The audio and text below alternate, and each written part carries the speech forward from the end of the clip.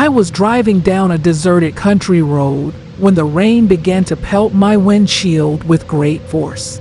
The wipers were running non-stop, but it seemed like the downpour was barely keeping up. As lightning flashed across the sky, it illuminated the roadside trees, which stood watch like gnarled sentinels. The thunder in the distance seemed to confirm my internal unease. Even though I had been down this road 100 times before, the night was special.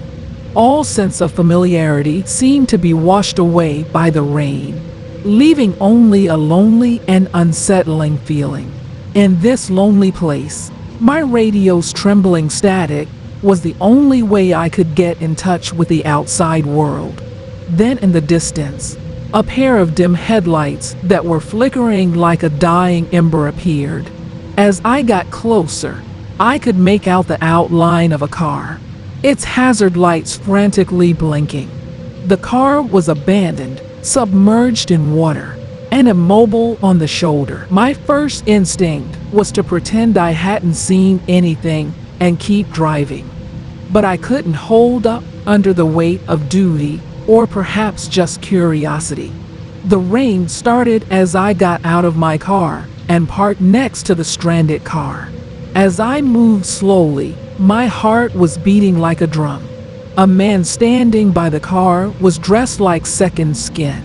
Raindrops began to fall as I approached, and he glanced up as they did. "Hey buddy, you need some help," I yelled above the relentless downpour, barely audible. Looking relieved, the man nodded. "Getting my car to start has been a challenge for me. If you are able to help, we sincerely appreciate it." I took a moment, deciding it would be best to proceed slowly. I couldn't just leave him in the pouring rain, though, because he seemed sincere enough. I went over to the car and asked what might be wrong. He was about to respond when I heard a person walking toward me. When I turned around, I noticed two more men emerging from the darkness. Their faces were hidden by hoods that had been drawn low over their brows. I felt a wave of panic hit me like lightning, and I stepped back. The man was grinning, and his eyes had a threatening glint as he stood by the car. He remarked, "It appears we have a good girl here." My heart started to race with fear as I realized I had walked straight into a trap. I was confident that these men were out to get me. Since it was raining and the ground was slick, I quickly turned and headed back to my car. In an effort to open the door, I looked for my keys. The sound of the men's footsteps growing louder as they drew nearer to me. I flung open the door and jumped inside as soon as I heard one of them yell, "Get her!" I shut the door and gave the gas pedal all of my strength. My tires started to squeal as I drove quickly over the slick pavement. The men were pursuing me, and I could see them in my rearview mirror, but the storm had made it harder to see. Driving recklessly was my behavior. They needed to do their thing, so I had to stop interfering. I finally, after what seemed like an eternity, found safety in the fluorescent lights of a gas station, a beacon of hope. As I approached the store, I stumbled inside while still feeling dizzy and gasped out the story to the perplexed employee. The police showed up right away after receiving his call and returned it. As I watched the officers taking my statement, I was sitting in the warm, dry gas station, covered in a scratchy blanket. I only fully realized the horror of what I had narrowly avoided later, when I saw the news on the TV in the corner. A group of armed robbers had been terrorizing the neighborhood, and the hoodlums who had attempted to attack me were not just any hoodlums. They were a part of that group, to lure me into their trap and robbery, or worse. One of them pretended that my car was broken down. My heart sank when I realized how dangerously close I had come to falling victim to their crime wave. I couldn't help but think back on how my life had taken unexpected turns to bring me to that lonely road on that stormy night as the police took my statement and gathered evidence. It served as a stark reminder of how an ordinary drive could quickly become dangerous. I worked with the law enforcement in the days that followed to aid in bringing those criminals to justice. As it turned out, the community had been fortunate to have avoided a series of violent crimes they had committed in the area because of my encounter with them. I had unintentionally started a series of events that would result in their capture by choosing to stop and help a stranger, even if they were a dangerous one. The community exhaled a unified sigh of relief as word of their arrest spread. I felt a mixture of gratitude and apprehension for having unknowingly contributed to ending their reign of terror. The incident had left its mark, serving as a warning that even in familiar settings, danger could be present. The feeling that I had narrowly avoided a tragedy that might have permanently changed the course of my life lingered in my mind for the following weeks. Even though it continued to rain, I no longer felt the same influence from it. I had successfully navigated a different kind of storm and had gained the fortitude necessary to withstand any storm that life might throw my way. I couldn't help but look back at the location where I had come across those ominous figures as I continued down that deserted country road. That night would always be a vivid reminder of the darkness that could lurk in the strangest places.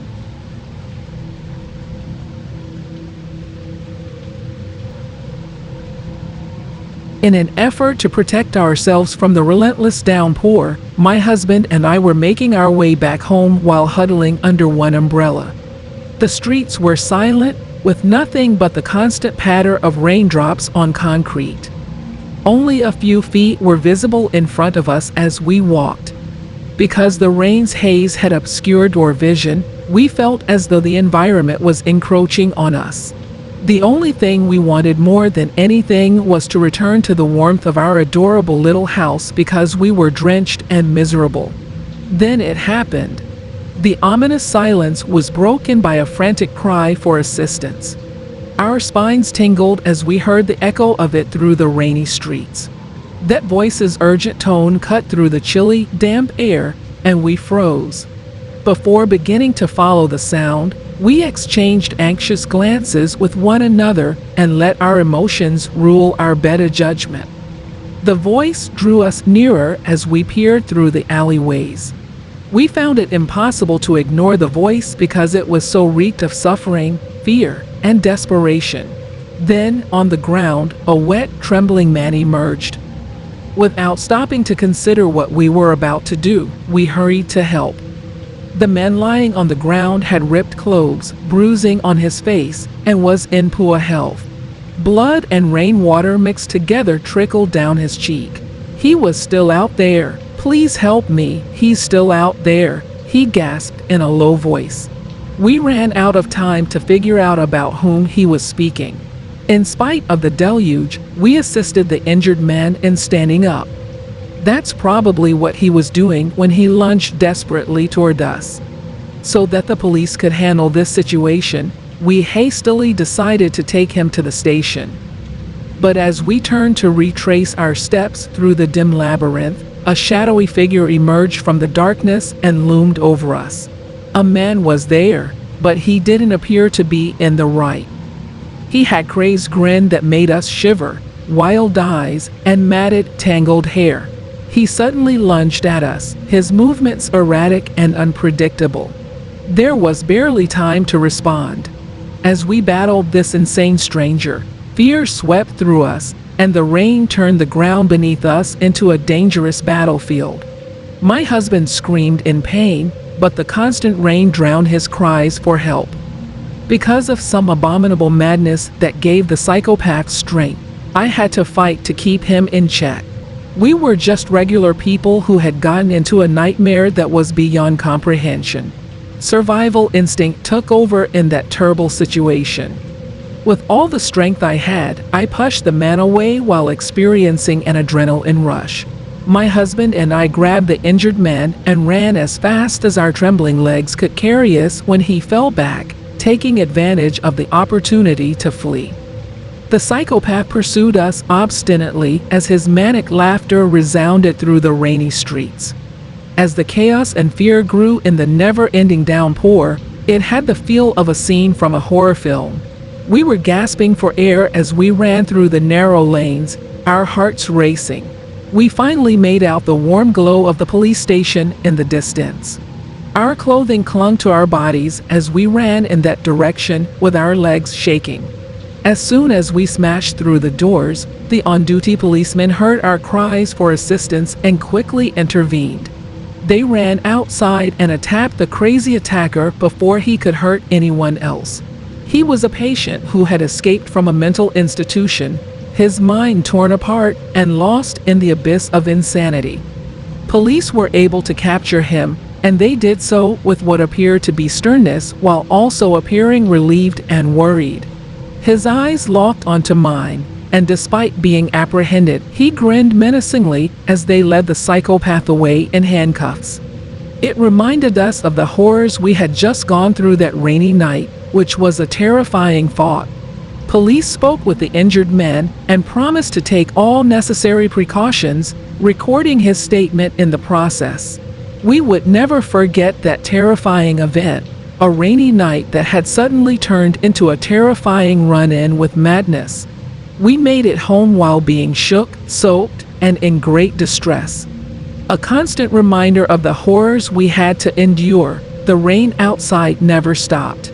We couldn't help but be grateful that we had survived the terror that had occurred on that rainy night as we huddled together in the warmth and safety of our home.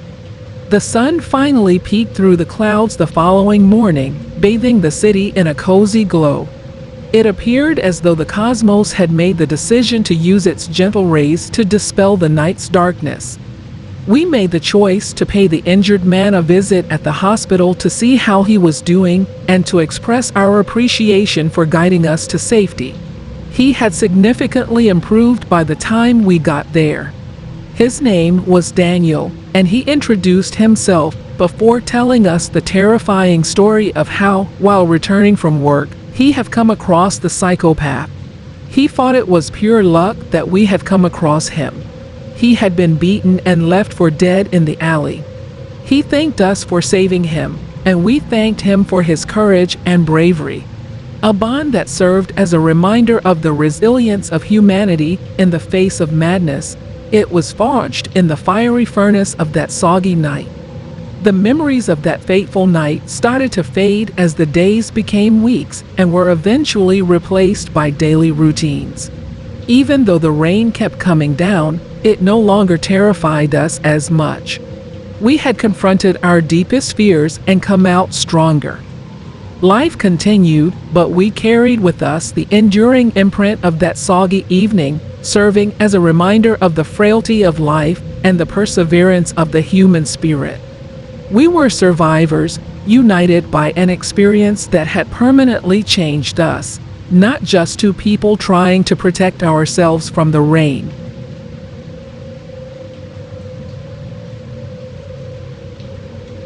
It was a rainy night, the kind that makes you want to hunker down beneath the covers and wait for dawn. A weak distraction from the constant thudding of raindrops on the window pane was the TV's dull flicker. The dimly lit living room clock struck 12 as I was alone at home, and the atmosphere grew eerier and quieter. Outside, everything appeared to be holding its breath. A trembling, light knock on my front door was made at that precise moment. My stomach churned with anxiety as my heart began to beat in my chest like a drum. The squeaky floorboards heightened the ominous silence as I crept towards the door. Who might be in town at this time, given the weather? My breath caught in my throat as I looked through the peephole. A young boy, no older than 5, was standing there on the other side. He shook like a leaf in the wind and was completely soaked. The helpless pleading in his eyes held my attention. I swallowed my fear as I gingerly opened the door. After carefully unlocking it, I asked the little guy, trying to keep my voice calm, "What's wrong, little guy?" The boy turned to face me with a face covered in tears. "I would appreciate your help, miss. I'm lost. It's cold outside." I was unable to turn away from him because my heartstrings were being pulled. I hastily widened the door and let him in out of a rush of compassion. Raindrops dripped from his frail frame, creating puddles on my hardwood floor. I hastily wrapped him in a towel that I had just grabbed. I heard rustling in the nearby bushes as I knelt down next to him and tried to comfort him. I instinctively turned to look as panic swept through me. A tall, drenched, menacing figure appeared out of the shadows. His cold, cunning eyes appeared to pierce my soul. He lunged for the door and tried to slam it shut before I had a chance to react. I slammed the door with all of my might as fear overcame me, narrowly escaping his grasp. As the man's fingers came in contact with the door's edge, the boy screamed in terror. I suddenly realized that this man had used the boy as bait to lure him into my home.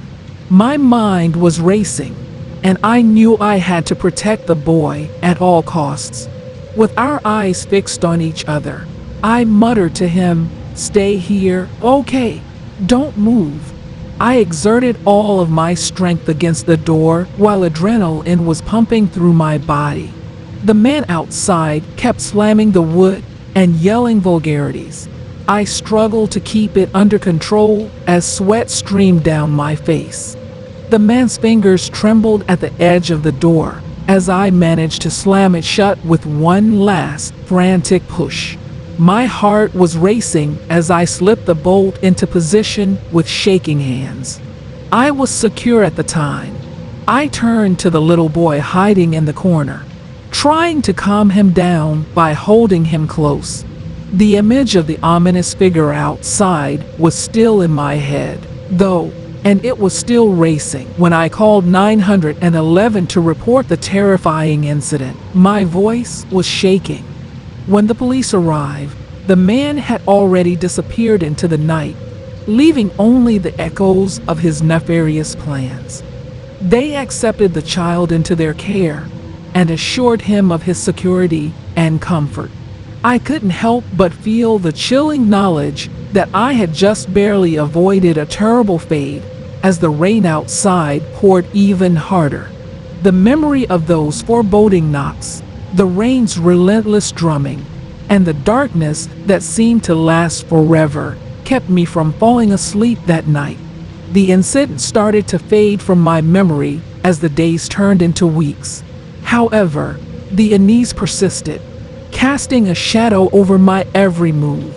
I couldn't get rid of the feeling that I had been singled out and that there was more to the ominous figure in the rain than first appeared. I then experienced a sense of dread as I sat by the window one evening and watched the raindrops race down the glass. The feeling that something was wrong was more than just paranoia. I was forced to stop ignoring it. I made the decision to look into the matter in an effort to get some answers. I scoured the local news for any incidents that matched the profile of the man who had attempted to break into my house that fateful night. And there it was, a news story about a string of local unsolved kidnappings. All of the victims were around the same age as the boy who had sought shelter in my house. The puzzle pieces started to fit together. There was probably some connection between these kidnappings and the man who had used the kid as bait. I felt shivers run down my spine as I realized the horrifying truth. I spoke with the police and gave them my concerns and the specifics of that evening. They started a thorough investigation, and as they dug further, they found a terrifying web of criminal activity. The evil man had been using helpless children to entice unwary good Samaritans into his clutches. The kidnapped kids were rescued after the man was eventually captured by the police. Knowing that my quick thinking had contributed to the capture of this predator made the victory a little too sweet. After the kids were given back to their families, everyone in the neighborhood exhaled a sigh of relief. However, I would never fully recover from the effects of that violent night. I couldn't help but wonder how many other people had fallen prey to the same evil trap, as the sound of rain on the window pane still sent chills down my spine. It served as a warning that evil could lurk even in seemingly routine situations, and that bravery occasionally meant the difference between life and death. The turbulent night faded into memory over time, but it was a memory that would always affect how I saw the world. In addition, I discovered that there was always a glimmer of hope, even in the most dire situations, and that heroes could arise from the most unlikely of circumstances.